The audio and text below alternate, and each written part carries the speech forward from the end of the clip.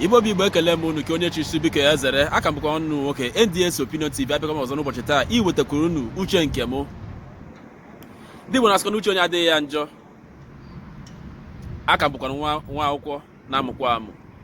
Biko ihe onyonyo m chọrọ ka unu kirie n'oge a bụ ihe onyonyo ebe nwanne ya nwoke Peter Obi, onye ka na-azọ ọkwa onye isi ala na Naịjirịa, nara nwata nwaanyị aka atọ na-ekele ichie ndo ọdịnala Igbo narị ya aka atọ, 1, 2, 3. mana ajụsị o ziri ezi na usoro ọdịnala Igbo. Nke ọzọ abụrụ na nwanne ya nwaanyị a na-akpọ Chimamanda Adachi bụ onye ọkammụta ọkwa onye edemede na-echiri ya echichi chief na mpaghara obodo nke o si n'ime ya wee pụta. Mana ajụ, nke a ọ bụ ọlọrọ ọhụrụ n'ala Igbo ka ọ dịbụ mbụ eme? N'ihi na anyị maara na ọtụtụ ndị mmadụ na-ebuso ụka agha, na-ebusokwa akwụkwọ nsọ, na-asị na ọ dịghị mma nwaanyị iguzo n'ụlọ nzukọ ikwusa okwu Chukwu. Ma anyị echefukwa na ọtụtụ ụmụ nwaanyị na akwụkwọ nsọ mere ihe pụtara ihe, ma nke a ya gbabere ka ya kụgbule mmadụ. Nke a bụghị ihe dị n'akwụkwọ nsọ. N'uche nke m, ana m ahụta dịka na Peter Obi ọ dara iwu, na-ahụtakwa ya na ndị chi ya nwata nwaanyị echichi chief dịka ha dakwara iwu. Nke ahụ uche nke m na-enye m, n'ihi ya nwata nwaanyị echiri echichi ọ wapụta ebe ndị chief ụmụ nwoke nọ echi nzukọ, ọ na-akpọ oku gbasị akpọ ndị chief niile oku, ndị ichie na ndị ọzọ, ya pụta gwige soro ha n'udo ekele ya nara aka atọ.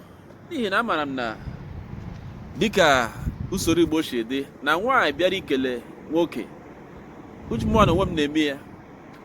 Ebe nwaanyị bịara inye m aka, ịnara m aka, agaghị ana m enye gị aka, m ga-eme ịkụ aka n'azụ ugboro 3. Ana m eme ya. So amaghị m uche onye adịghị ya njọ, mgbe m ji na-ajụ si o ziri ezi ichi nwaanyị echichi n'ala Igbo dịka chief? O ziri ezi nwoke na nwaanyị aka atọ n'ala Igbo? O ziri ezi? Biko onye man ya kọwara m. Ọ dịkwa oke mkpa ama etinye akara ekwentị m, nke ọ ga-abụ ọwụ na ị chọọ gị tinye m na WhatsApp ka mụ na gị kparịa. N'ihi na otu esi na ahụzi ọ dị ka ji sizi n'elu ite na-eye n'ụbọchị a n'ala Igbo. Ọ dị ka ji osizi n'elu ite na-eye. So biko, ihe onyonyo a rute gị, tụlee ihe onyonyo a ma nye ihe uche gị. Chimamanda ka echiri chief n'obodo ya. N'ihi na ọ bụ na otu echighị ezi ya chief, ọ ga-adịkwa mma ka ọ ga-abụ nwoke mụtara naanị nwaanyị ma ala mmụọ oke. A ga-eke ya o kwesịrị iketa ihe nna ya. Ọ bụkwa na asị nna nwere ihe kewe ihe, o kwesịrị ikeke ụmụ ya ndị ke nwaanyị ihe. Ọ bụ na ọ dị mmechi nwata nwaanyị chief n'ala Igbo.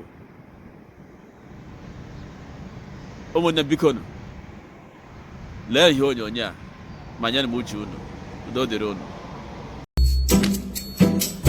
Mbanụ, Igbo si na nwata etoghị eto wara ọgọdọ, ikuku kuwe ya kuru nwata kurukwa n'ọgọdọ ya. Aka ọrụ na-achị ikwe abụghị aka ụmụazị, ọ aka ndị nze na ọzọ, aka ndị chiri echichi n'ala Igbo. Kpatara eji ekwu na ọmụma onye nwere ka o ji ana n'aka. Ịbịanụ ozuona, n'ihi na onye ziri echichi na onye na-echighị echichi ekwesịghị ikwe n'aka ugboro 3. Ọ bụ naanị ugboro 2 ka ọ ga-ekwe n'aka iji kwanyere nwatakịrị ugwu. Mbanụ, nwaanyị ekwesịghị na-azụ aka n'ala Igbo. Nwaanyị ọbụla maọbụ nwa ntorobịa ọbụla kwesịrị ịnara ịtụ ihe ugboro ala, ebie ya aka n'azụ ugboro 3 iji kwanyere ugwu.